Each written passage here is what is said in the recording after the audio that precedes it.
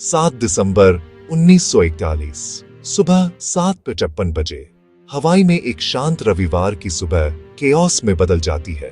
2 घंटे से भी कम समय में वर्ल्ड वॉर 2 का रास्ता और अमेरिकन हिस्ट्री हमेशा के लिए बदल जाता है।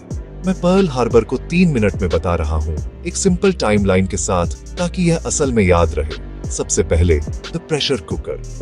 सालों से जापान पूरे ईस्ट एशिया में फैल रहा था, चीन पर हमला कर रहा था। साउथ ईस्ट एशिया के तेल और रबर पर उसकी नजर थी।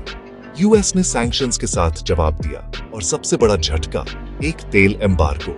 जापान की आर्मी के लिए तेल ऑक्सीजन था। उनके नेताओं ने एक रूथलेस कैलकुलेशन किया, यूएस पैसिफिक फ्लीट को जोरदार, तेजी से और सबसे पहले मारो, ताकि रिसोर्स रिच टेरिटरी पर कब्जा करने के लिए समय मिल सके।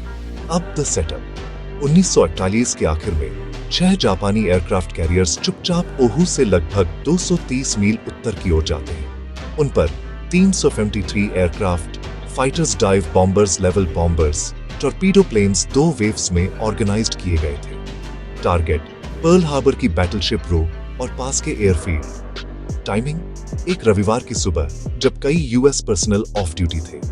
7 दिसंबर यहां मिनट बाय मिनट है। सुबह 7:02 बजे एक यूएस रेडार स्टेशन विमानों का एक बड़ा फॉर्मेशन देखता है।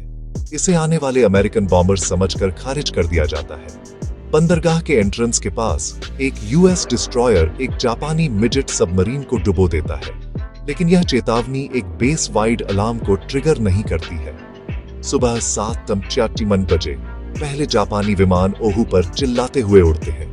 टॉर्पीडो बैटलशिप्स में घुस जाते हैं।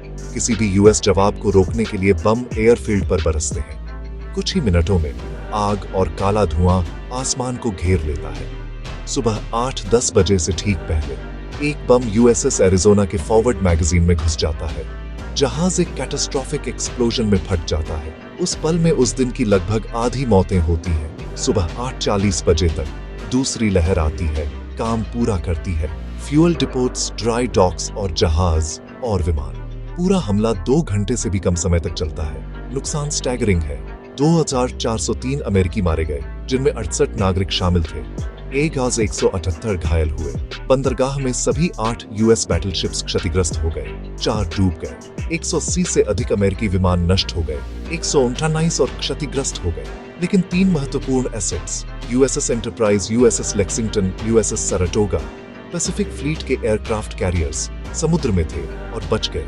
यह बात युद्ध को आकार देगी। अगले दिन 8 दिसंबर को राष्ट्रपति फ्रैंकलिन डी रूजवेल्ट कांग्रेस को संबोधित करते हैं।